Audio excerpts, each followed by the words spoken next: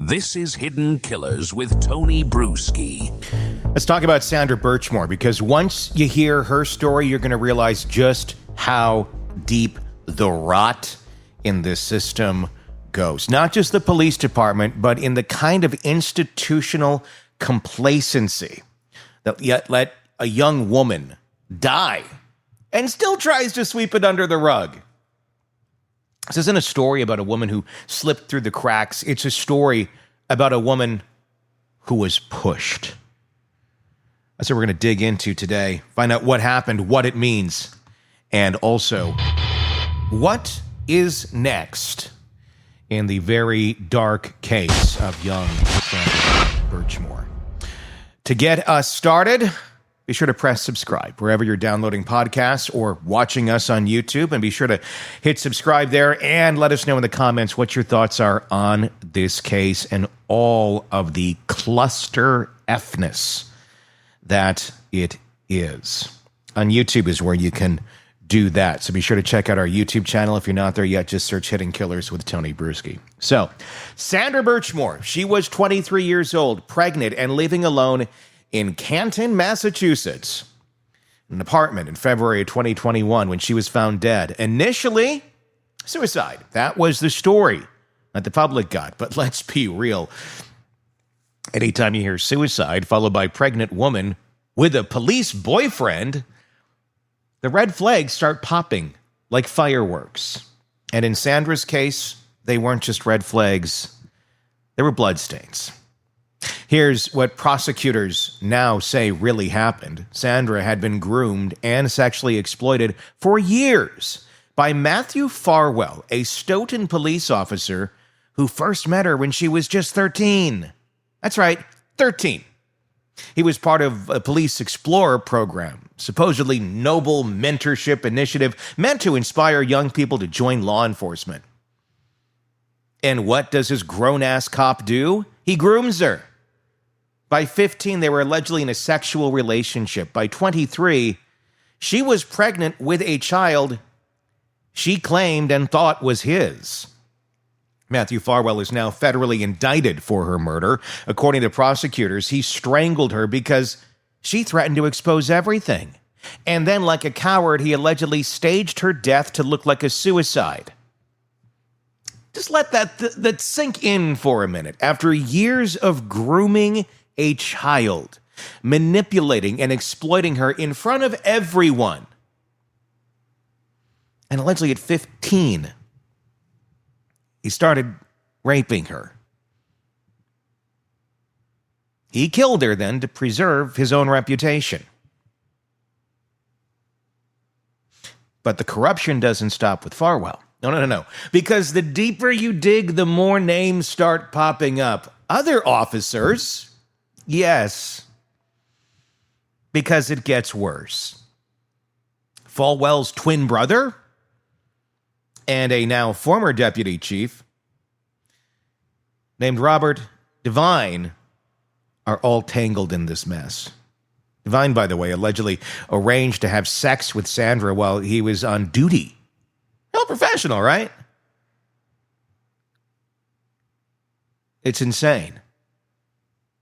And when Internal Affairs came sniffing around, he reportedly lied about it.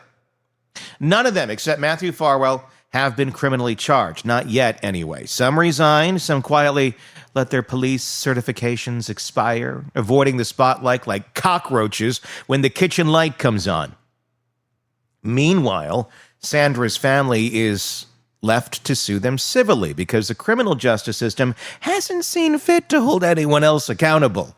It's kind of hard to do that when the people holding people accountable are the very same people. Let's talk about that pregnancy. For a long time, Sandra believed Matthew Farwell was the father of her unborn child. She told her friends. She texted people about it. She planned a future around that assumption. And then in June of 2025, federal prosecutors revealed the results of a DNA test. And guess what? Matthew Farwell was not the father. The bombshell does not let him off the hook. It just adds another layer of betrayal because Sandra thought the man loved her, that he was the father of her child, and even when she knew something was off, she held on to that illusion. Trauma bonding at its most brutal. You might think, well, maybe she could have gotten help. Maybe someone could have stepped in. And here's the thing. She tried. Sandra told people about her relationship. She reached out to friends. She even hinted at the abuse. But nothing happened. Why? Because when you're up against the cops who control the narrative and also seemingly rape young children in the Police Explorer program, allegedly, who also write the reports, who are the system, you're not just screaming into a void, you're screaming into a void that's been soundproofed by uniforms and badges. The initial investigation was a joke. The Canton Police Department, which had jurisdiction, quickly ruled her death a suicide. Yes, that Canton Police Department, by the way. No serious pushback, no real suspicion. Just another sad statistic. Until finally federal authorities stepped in, the FBI did what law enforcement wouldn't or couldn't. They found the inconsistencies. They uncovered the manipulation, and they finally charged Farwell. Think of that for a moment. All of those years, Sandra's not hiding somewhere. She's living her life. She's telling people about what's going on. And if you think for one moment that other people in that department did not know what the hell was going on and there was something a little weird between Farwell and Police Explorer student, well, wouldn't that be a nice world? If everything was just hunky-dory, nobody had a clue about anything, and this was all just really super secretive. In fact, it wasn't. Because the way it looks, they were passing her around. Even a school resource officer involved in this, having alleged relations with her once she was of age. But just think about how sick that is. These people, this little girl in this Police Explorer program. And these adults targeting her because of who she is, where she came from, vulnerabilities.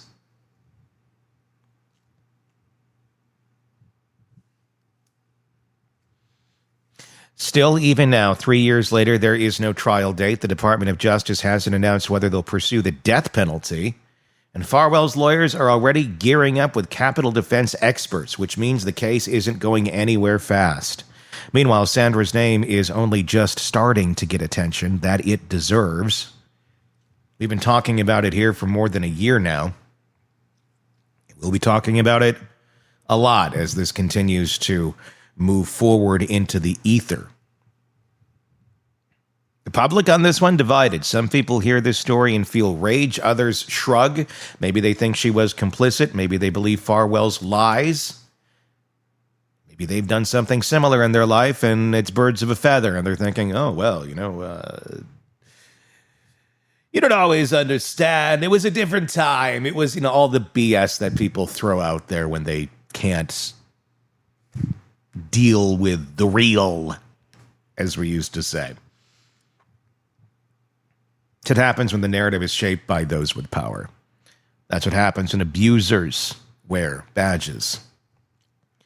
Here's the kicker. Sandra's story isn't even unique. That's the real horror. There are other Sandras out there, maybe not dead, but silenced, isolated, gaslit, made to believe their pain is their fault. And the people who hurt them, still patrolling neighborhoods, still collecting pensions, still being protected by the same systems that were supposed to protect her. What about the rest of the cops involved? Officer Joshua Heel, he also had a relationship with Sandra. He resigned, let his license expire, and walked away. No charges, no discipline, no consequences. Deputy Chief Devine, he's still practicing law in Massachusetts.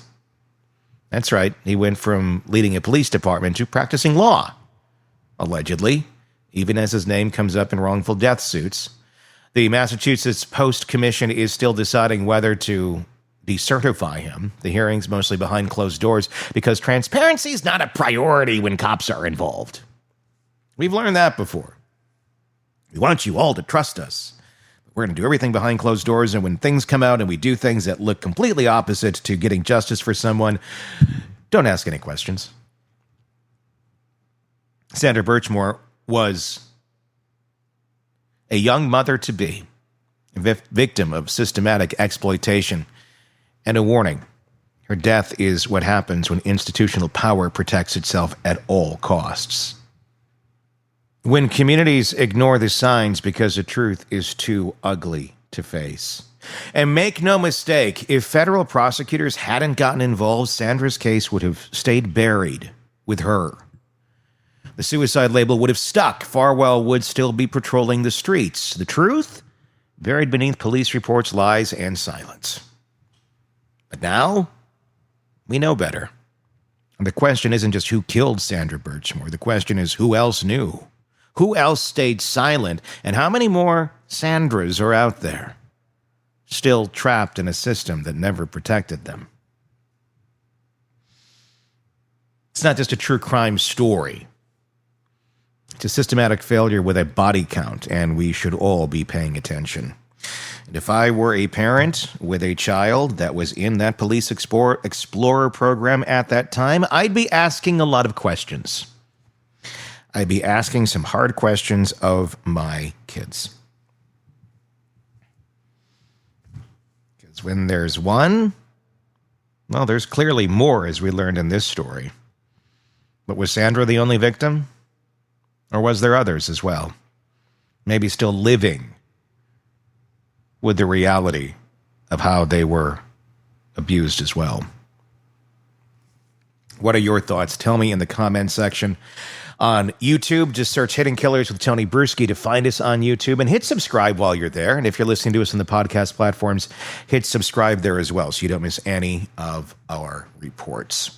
My name is Tony Bruschi. Be sure to, like I said, to press subscribe. We will talk again real soon.